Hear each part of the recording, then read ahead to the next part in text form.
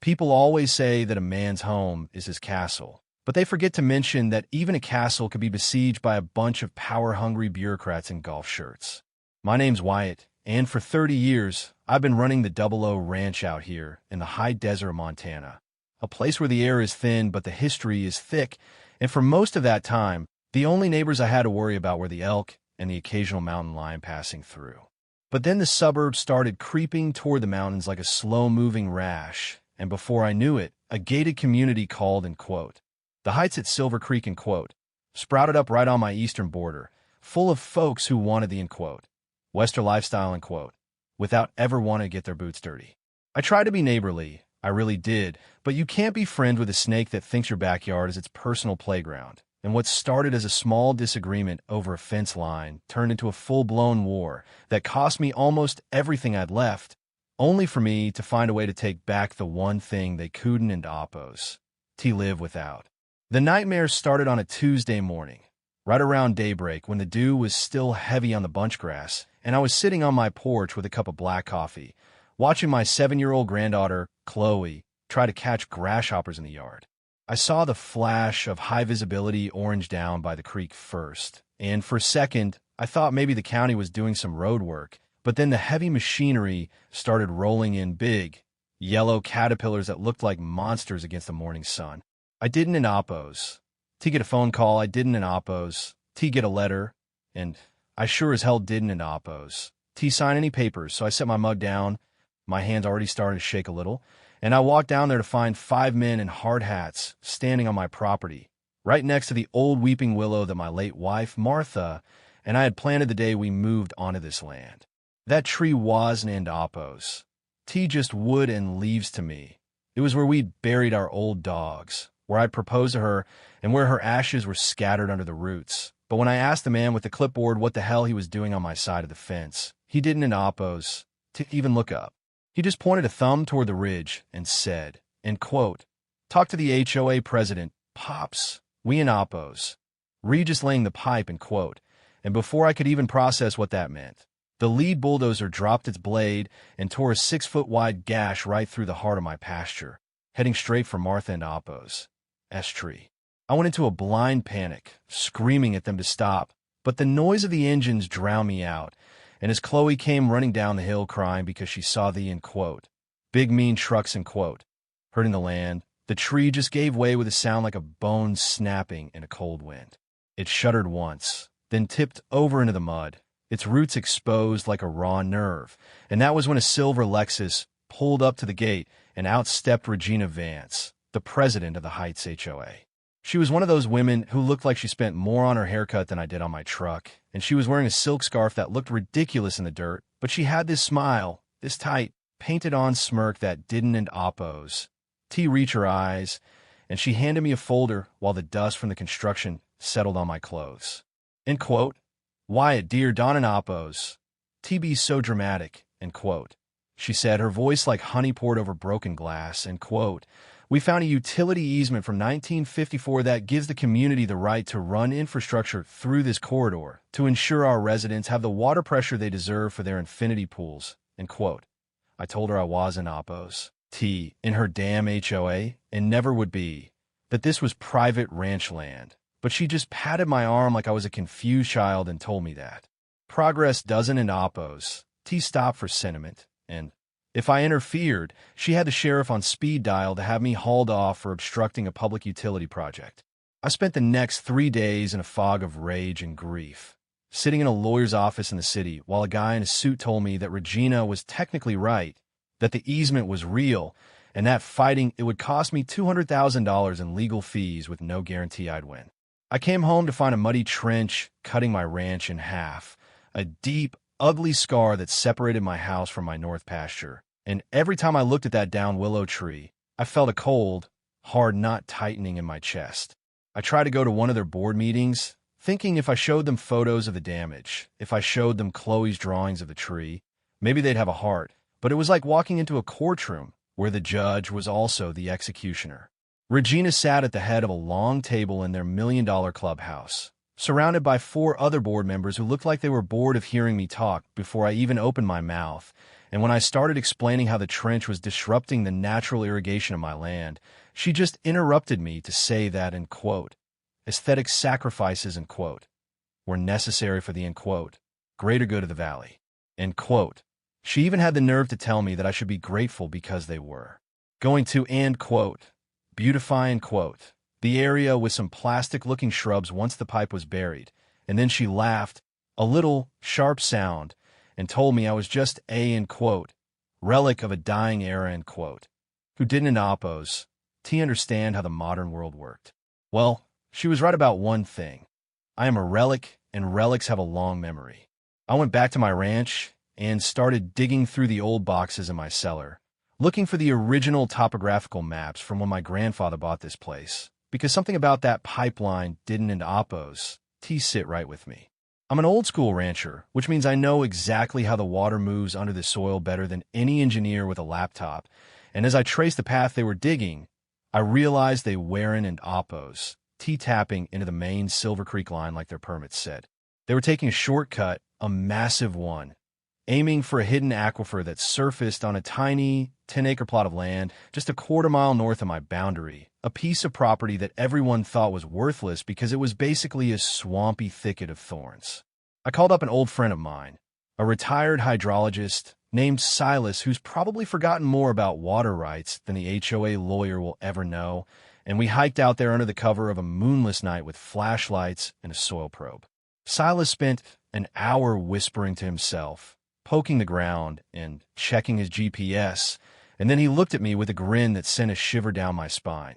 He told me that Regina was and oppose just building a pipeline. She was building a heist. The, end quote, easement, end quote, they were using only applied to the creek, but the water they were actually tapping into was a private spring that had been mislabeled on the county maps for 60 years. And because the owner of that 10-acre plot had died 10 years ago without any heirs, the HOA was just planning on, end quote, claiming, end quote, it through adverse possession once the water started flowing. That was the moment the war changed from a defense to an offense. And I realized that if I wanted to save my ranch, I had to stop acting like a victim and start acting like a predator. I took every cent I had saved for my retirement, the money I'd put aside for Chloe's college fund, and even the emergency cash I'd kept in a floorboard for 20 years, and I went to the county courthouse the very next morning. It turned out the HOA had been so arrogant, so sure that nobody would ever want that, end quote, swampland, end quote, that they hadn't oppose to even bother to pay the back taxes on it yet, assuming they could just sweep it up for pennies during the next tax cycle. I walked into the assessor's office, paid the delinquent taxes in full, and filed for an expedited deed transfer, and by 3 o'clock that afternoon, I wasn't an oppose just Wyatt the rancher anymore. I was the legal owner of the, end quote, the source, end quote. The very spring that Regina's multi-million-dollar pipeline was designed to drain was now sitting on my land, and under Montana's, end quote, first in time, first in right, end quote, water laws, I held the golden ticket. I didn't in oppose say a word to them for a week, just watch from my porch as their crews finished the welding and started laying the final segments of the high-pressure line, and I even waved at Regina when she drove by in her Lexus to admire her handiwork. She probably thought I'd finally broken, that I was just a beaten old man accepting my fate, but on the day they scheduled the, end quote, great water reveal, end quote, a big party at the clubhouse with catering and champagne to celebrate the new irrigation system, I was up at 4 a.m. with Silas and a backhoe of my own. We weren't in oppose destroying their pipe. Oh no, that would be illegal. We were simply, end quote, restoring the natural ecological flow, end quote, of my new property by diverting the spring back into its original underground limestone cavern, a move that effectively cut off the intake for their pipeline at the source. It was like turning off a faucet at the main, and while their pipes were still perfectly intact, they were now filled with nothing but dusty air and the echoes of Regina's ambition.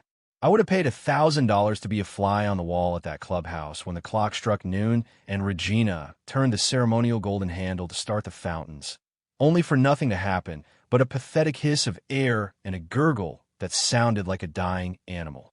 I was sitting on my porch, enjoying a sandwich, when I heard the screech of tires on my gravel driveway and saw that silver Lexus flying toward my house, followed by 2 HOA security SUVs.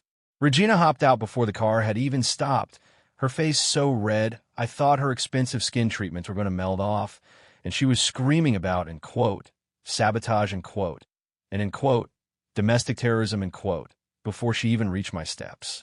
In quote, what did you do, you old bastard? In quote, she shrieked, her voice cracking as she shook a manicured fist at me.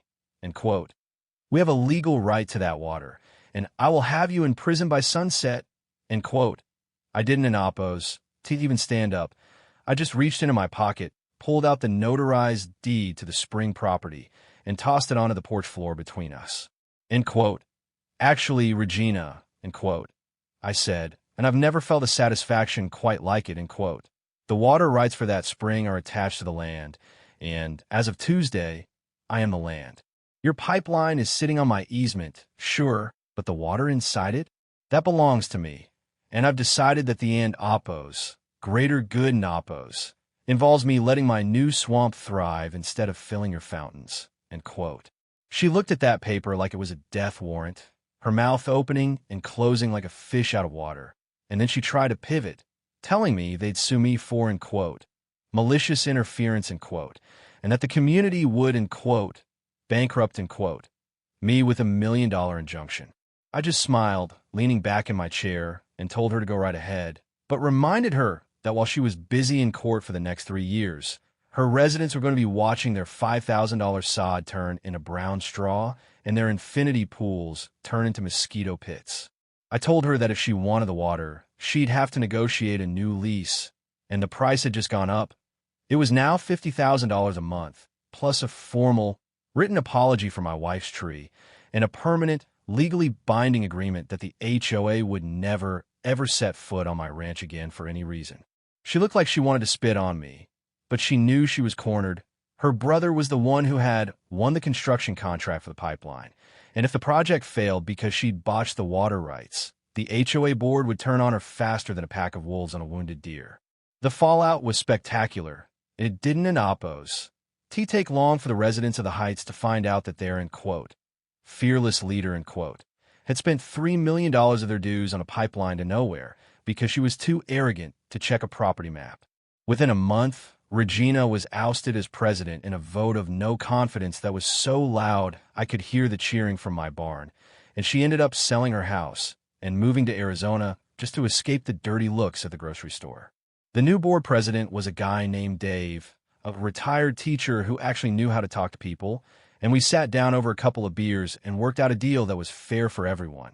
They got their water, but they had to pay for it, and that money went straight into a trust for Chloe's future and a massive reforestation project to replace the trees they destroyed. I even got them to pay for a new, beautiful stone memorial for Martha, placed right where the old willow used to be, but this time it was protected by a wrought iron fence that they legally couldn't and oppose. T-touch. Looking back on it now, I realized that sometimes the only way to deal with a bully is to let them build their own trap and then simply hold the key.